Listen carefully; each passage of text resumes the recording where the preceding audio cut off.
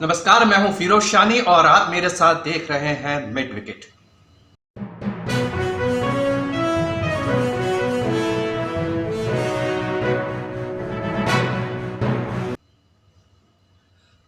आज बेंगलोर में न्यूजीलैंड और श्रीलंका के बीच मुकाबला होने जा रहा है और ये मुकाबला न्यूजीलैंड के लिए निहायत ही जीतना ज़रूरी है, क्योंकि अगर वो ये मैच हार जाती है तो उसके लिए फिर प्रॉब्लम ही प्रॉब्लम है।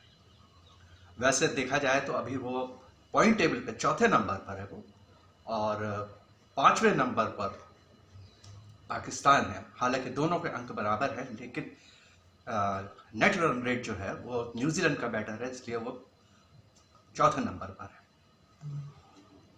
तो सबसे पहले तो हम बात कर लेते हैं थोड़े कि पॉइंट टेबल में क्या स्थिति बनी हुई है। तो उसकी हम सबसे पहले बात करते हैं। तो आपको बता दूं कि इंडिया टॉप पर है, उसके बाद आपके साउथ अफ्रीका है, फिर ऑस्ट्रेलिया है और चौथे नंबर पर न्यूजीलैंड है और उसके बाद पाकिस्तान है। तो ये तो थी अंक तालिका की बात। अब हम देखते हैं कि ये जो तीन टीम है, इवन अफगानिस्तान भी थोड़ी बहुत रेस में बनी हुई है, तो क्या है स्थिति। हम जरा ये पॉइंट टेबल देखते हैं। तो न्यूजीलैंड की ये देखें आप, तो उसने 8 मैच खेले हैं, 4 जीते हैं और 4 हारे हैं। उसके पॉइंट 8 है और उसका जो नेट रन रेट है वो 0.398 है। इसी तरह पाकिस्तान ने भी 8 मैच खेले हैं, 4 जीती है, 4 हारी है, 8 पॉइंट हैं उसके, और लेकिन उसका जो नेट रन रेट है वो है 0.036, जो कि न्यूजीलैंड से कम है, इसलिए वो 5वें स्थान पर है।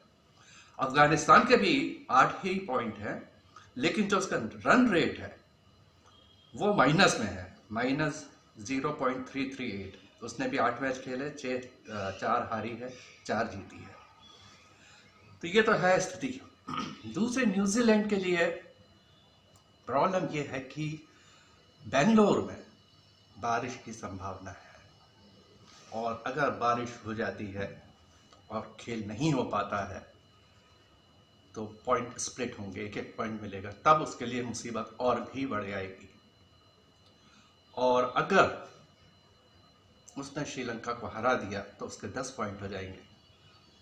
लेकिन पाकिस्तान के पास एक एडवांटेज ये है कि उसका अपना आखिरी मैच, न्यूजीलैंड का ये आखिरी मैच है, लेकिन इसके बाद पाकिस्तान को जो अपना आखिरी मैच खेलना है, मतलब 9वां मैच जो खेलना है, वो इंग्लैंड के साथ खेलना है। तो उसको एग्जैक्टली मालूम होगा कि बेटर रन रेट करने के लिए उसे क्या करना है। तो ये उसके साथ एक बड़ा एडवांटेज है।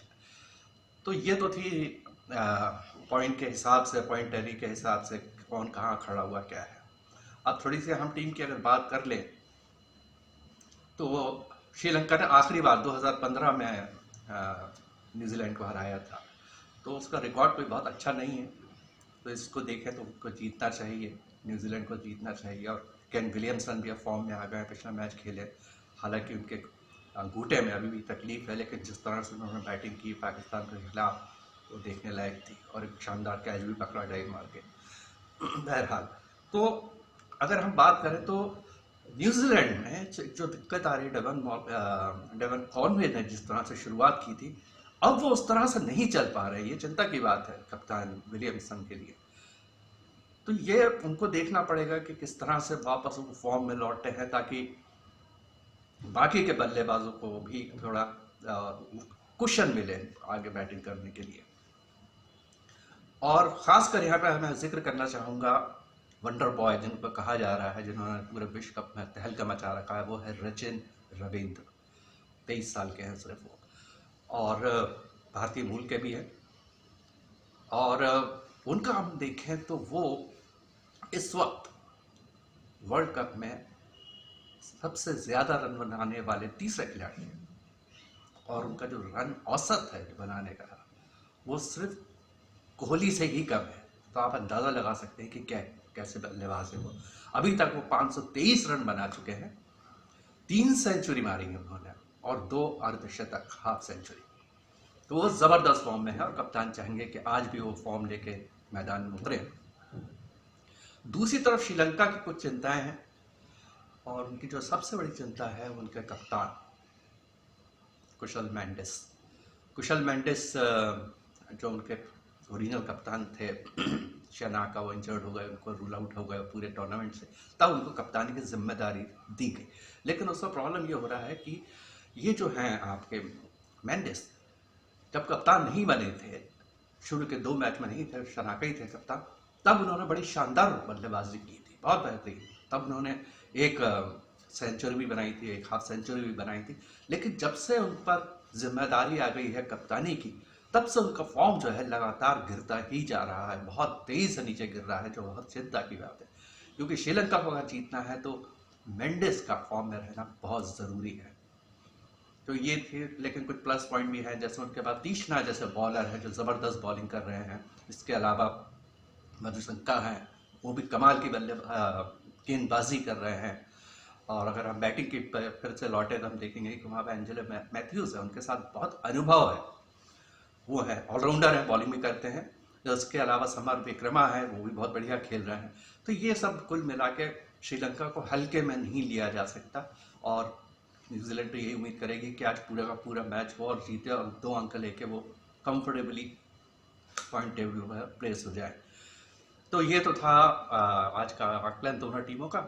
और देख लेते हैं कि आज जो 11 टीमें हैं संभावित जो खेल सकते हैं, 11 खिलाड़ी दोनों टीम के, वो क्या हो सकते हैं। तो शुरुआत करते हैं न्यूजीलैंड से।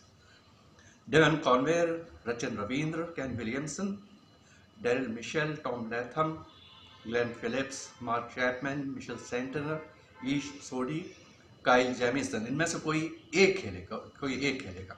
Trent Boult, Tim Southee, Lockie Ferguson. अब ये देखना होगा कि जो श्रीलंका की कमज़ोरी है, श्रीलंका की कमज़ोरी शॉर्ट पिच बॉल होती है। तो हो सकता है कि विलियमसन चाहे कि इसको एक्सप्लॉइट किया जाए और इसलिए वो सोडी को जगह आपको जेमिसन को लेकर आए और शॉर्ट पिच बॉल खिला कर उनको टेस्ट किया जाए। बहरहाल अब हम चलते हैं श्रीलंका की तरफ। तो श्रीलंका में प्रथम निशंका है, कुशल परेरा, कुशल मेंडिस कप्तान और विकेट कीपर हैं। और यही वजह है कि उनके पास विकेट कीपर का भी बोझ है, कप्तानी का भी बोझ है, तो शायद इसका फर्क उन पर बैटिंग पर भी पड़ रहा है। सदीरा, समर विक्रमा बहुत बढ़िया खेल रहे हैं, चरित असलांका बहुत अच्छा खेल रहे हैं, एंजेलो मैथ्यू, धनंजय डिसिल्वा, महेश तीक्ष्णा, कासुन रचित, दुष्मंथा चमीरा और दिलशान मधुशंका। तो ये तो थी संभावित 11 की दोनों की टीमें। 1:30 बजे टॉस होगा, 2 बजे से मैच स्टार्ट होगा।